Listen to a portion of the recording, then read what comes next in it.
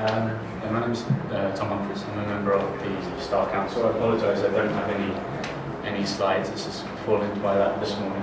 And we're reasonably thin on the ground in the Staff Council today, which is why you have me rather than our more exciting, important members of the Council. So I think you maybe have the monkey more than the organ grinder, but I'll do what I can. I think this is maybe a little more for the people who are fresh to ITC. I think there's a few faces that will know a little bit more about the Staff Council, perhaps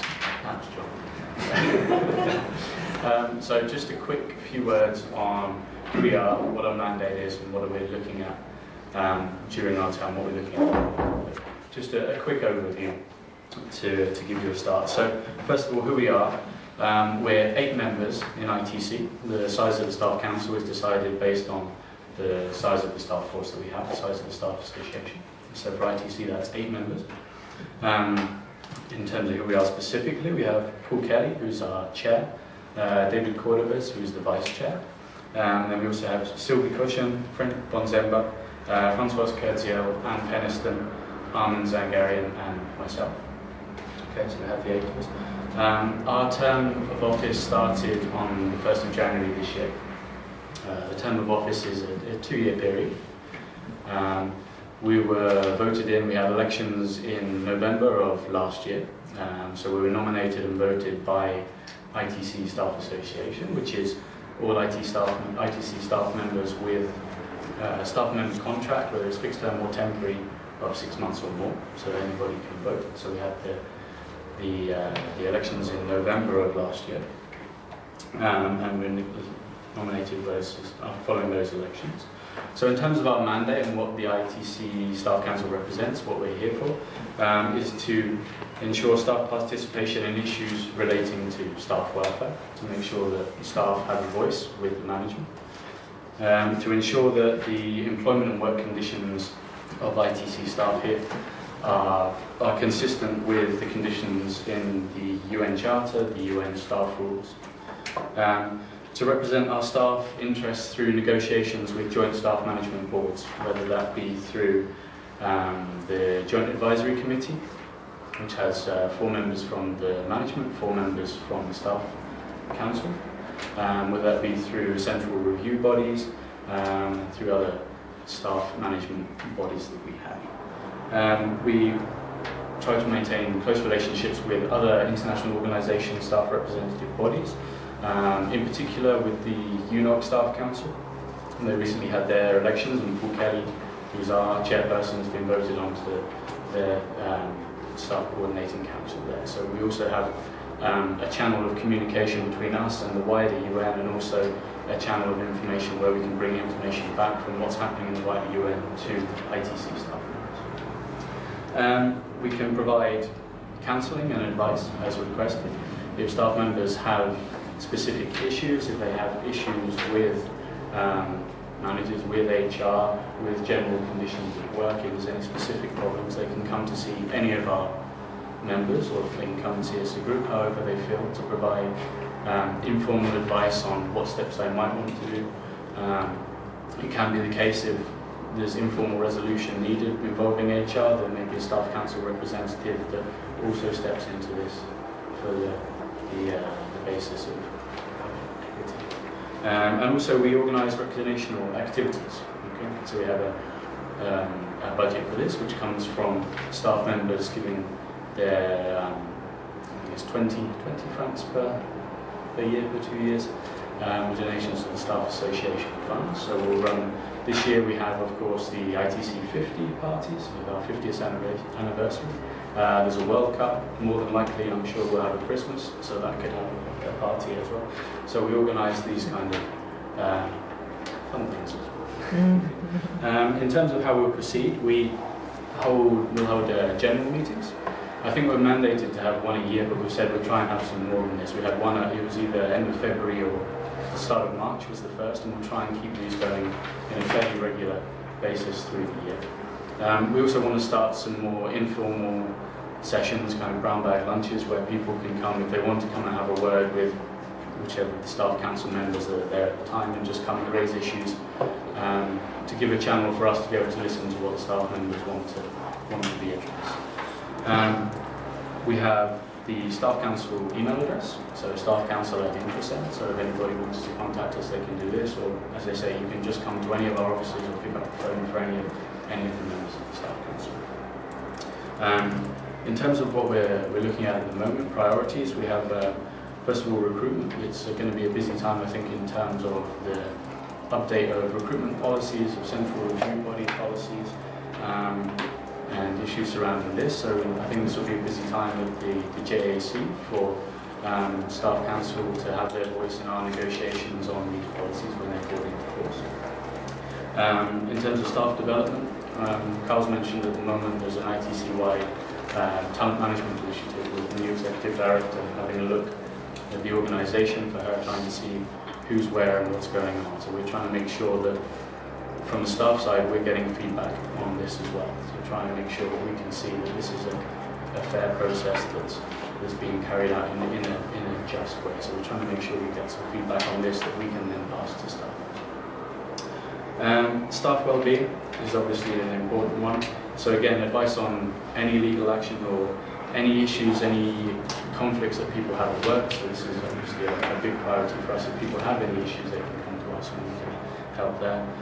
Also for staff welfare, we have the Staff Benevolent Fund, whereby if a staff member for any reason needs to borrow a sum of money for a short term, they can come to Benevolent Fund and put forward their case for having a short-term loan from the Benevolent Fund to help them. And then, as I say, staff leisure. So we have the ITC 50th anniversary, staff parties for World Cup, for Christmas, and we also are responsible for the upkeep of things such as the fitness room, which now has new equipment we bought in the beginning of the year. I think it's the help from HR as well. We have the kitchenette. I think we try and invest in some coffee machines there, and bits and pieces like this. So that's a very quick overview as to who we are and what we're doing. As I say, we're very keen to have open channels of communication through the year. We're going to look very shortly to try and get these informal lunch sessions, these brown bag lunches, up and running so that people can come and give us their views, so we can hear what the staff want to talk about and to be represented. And we'll hopefully have those up and running, I think, within the next month or so that we can start listening to you guys. Okay, so that's a very brief overview. Any questions? Yeah, if there's any questions, I can try and take them now. If there's something I can't answer, I can just refer it to my staff council colleagues. Staff Management Committee, SMCC, Eva, are you member of the Staff Management Council at SMCC? Is ITC? We have what's called the JAC, which fulfills the same role. Okay. The Joint Advisory Committee, where essentially there are normally 2 members from the Staff Council, and I think this year it's Paul and David Cordovers, with Sylvia Norman as the alternative. And they meet with staff reps, which is normally myself and Eva. We have our own alternates if needed, and we meet theoretically on a monthly basis, although to be honest we haven't met recently in the last couple of months. Through nobody's fault, but we will be having an initial meeting in the next 3 or 4 weeks, we believe. And that's really useful because that's the point at which the Staff Council can raise any issues of policy concerning staff welfare. We don't specifically discuss individual issues, of course, or individual cases, but we can discuss matters of policy and process. I have a question on that. Okay, thanks. What is the Staff Council's view on the talent evaluation exercise? Well, that's our view of it. We've had our first meeting with Arancha, which was last month, which was a first discussion on what's happening. And she said the same as she said to the whole of the staff. At the moment she's looking to see her organisation, to see what's going on in different sections, where there's skills being used, where's the skills gaps, and trying to address this. At the moment, we have no reason to doubt otherwise. We haven't had a huge amount of feedback from her directly. We know that it's all still ongoing and still in process. I think at the moment we don't have a huge amount of information that's coming back to us. Arantxa said that she's happy to be quite open with this and bring us feedback, and update us as it comes. So at the moment, I think we'll have to see. Right. I think one of the questions that staff have been asking is the structure of the process in terms of through which avenues it's being conducted. Meaning, is it only because if you're involved with it, you know what's happening. If you're not, you don't.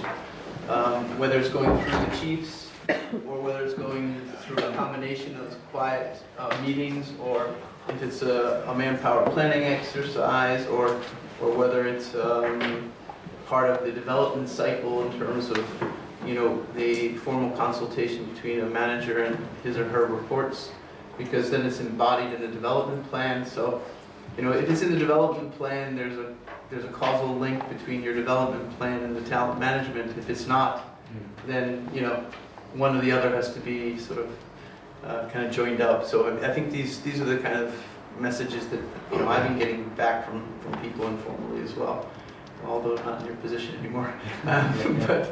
But I think it would be useful to find first to have more information on that. Exactly. I mean, I think it would be much more useful just to have a short note in terms of communication about what it means and what the intended outcome of the process would be.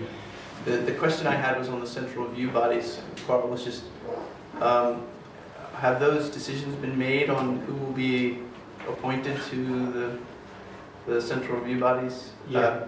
So there'll be a communication coming out shortly? I think it's already been promulgated. No. Is it not? Oh, yeah. The only one we're waiting for, and either you'll know more about this than I, is the names for mainly you looked at just listening to regular budget appointments. No, I think we haven't heard everything back else is from done. yet. We have heard back from The the chairpersons, I think, are now nominated for definitely 2, maybe 3 of the boards. Yeah, I think all the bodies have been set up, management reps, or in principle anyway, management reps, staff reps. I think the bodies have now set their chairs, because they set their chairs themselves. I don't think we've concluded on the CRB. It's just what I was thinking. I The think regular budget senior regular budget professional posts, we're still waiting to hear back from the What would be useful is the people who run those bodies to have information as well. Because the people who are seeing the cases come through where they're still pending, Yeah. just so that we know whether we're on or off. You're still on until it's published, Yeah. right? Until the information circular is published. I know, it would just be useful to know. You're asking for an update. Fine. I'm not asking for an update, it's just a matter of courtesy since we're on the bodies. If there are new people appointed and there's a new schedule, it would be good to know first. Okay, but I don't think it's happened yet. Okay. Thanks. Can I quickly talk about talent reviews, because this is an issue. Sorry for hijacking, Tom, if you don't mind. I'm involved in them all. But essentially, Arantxa and Ashish meet with a relevant chief, the relevant chief and the relevant director. I'm there. Arantxa will talk through the work plan for the unit for the next year or so, what projects are going to be working on, what the skills gaps are, where the team can develop, where we'd like to move to, is the structure all right, all the sort of organisational stuff. And then she talks individually about each staff member, their strengths, what used to be called weaknesses, development opportunities, so that people can. So Arantxa, there are 3 main reasons for this, I think. Firstly, so Arantxa gets an idea, a proper in-depth idea of her organisation, its structure and its staff, where they're good, where we're bad, where we need to develop. So she can align that to strategic and operational imperatives. Secondly, give an idea of what plans are coming up in terms of the teams, in case you didn't know already. And thirdly, and most importantly, and I really mean this, is the career development of individuals. So each of us are discussed their strength, and it's in terms of the supervisory line. So it's the director and the chief of all of us discussing with Arantxa, who is obviously has full responsibility for staff and HR matters. What our strengths are, what our weaknesses are. If you're a star, how we can develop you to make sure that you're ready for applying to the next grade up. If you've got significant weaknesses, how we can address those weaknesses to help you A, produce more produce better, and also have a more fulfilling career. And also, if someone is stale, if someone's been in a job for say 15 years and they're not producing, what options are there for lateral moves? So it really is, and I say this from my hand on my heart, there's nothing dodgy about it, there's nothing sinister about it, it's completely and utterly positive for every single person in the organisation. Carl, just the one point there that you mentioned, which, you know, I mean, I don't think that people are necessarily thinking it's the worst in a sense. It's just that, you know, if you're being discussed, I mean, individuals are being discussed in the context of the manpower planning and workforce planning, then presumably you'll also be discussing with the individuals that assessment, right? Well, because there's an assessment process, there's some description, and if it's not in the development plan or part of the record, then staff are basically unaware of their position in that discussion. Essentially, it's not part of a workforce planning exercise. It's not. It's individual teams and individuals within those teams. Now, what Arantxa says essentially to the chief is, okay, what will you be telling Ivan when you have your end of year debrief with him? And Jerry will say, and forgive me, Jerry will say, well, Ivan, you've done a really good job on this, however, I want you to improve on this. So basically, it's just being explicit to Arantxa what you're going to be saying to the individual in the debrief.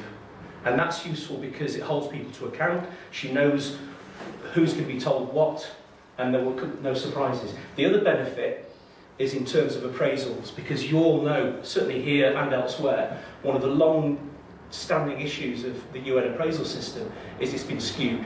Everybody got meets, everybody exceeds. It was a corrupt system. For example, last year in ITC, not one single person got partially meets. Now, okay, we're good, but we're not that good, all of us. So what we're trying to do is re-establish the standard distribution. You know the bell curve that you'll see where most people will be graded as meeting expectations, some stars will be seen as exceeding expectations, and some people who've got weaknesses will be seen as partially meeting or not meeting, so we can ensure that we can help everybody and get the most out of them for their sake as well. I mean, I guess what I'm saying is, just to come back, is that if it's in the appraisal between the manager and their report, in terms of, you know, basically your appraisal, and that information is the basis for the discussion with Arantxa, then to me that would make sense. But if you have a discussion with Arantxa and then it appears in the appraisal, it's kind of back to front, if you know what I mean. So well, that's your opinion, but we'll have to agree to disagree on that. I think it's useful because it holds people responsible for what they're going to say to individuals. It's all about managerial accountability. But we'll have to agree to disagree. Could I just ask a question on the timing of that? Because, as we know, most of our, well, in many sections, a lot of our expenditure on programs is staff costs. And we've got some programs where we've got sort of hiring to do. And it seems that a lot of that is blocked at the moment because of this process. Have we got a sort of an understanding of when that process will be complete and when we can start hiring? I'm not aware of anything being blocked because of ongoing talent management reviews, Helen, to be honest. Oh. Now, I obviously I don't see everything around the house, but there is a danger that sometimes these sort of initiatives can be used as an excuse. Now, I'm not saying that's happening, I've no idea. But we have one that's blocked. Okay, so there you go. Because that's not that, I mean, we've been told that everything's blocked, so we can't, yeah. We've been told that we have a vacancy in finance and that we cannot go forward, this is from Arantxa, until we have our talent review. Okay, I've not been privy to the discussions. Well, and that sort of would make sense, because if Arantxa is looking at the team and where she wants the team to go, where it is now, they might, for example, want greater audit knowledge in the finance team. I don't know. So for one of these vacant posts, Arantxa might say, hang on, you've got a budget specialist here, let's reprofile that post to fulfil the organisational need of an audit specialist. So there might be occasions of that, but there is nothing I'm aware of that's causing significant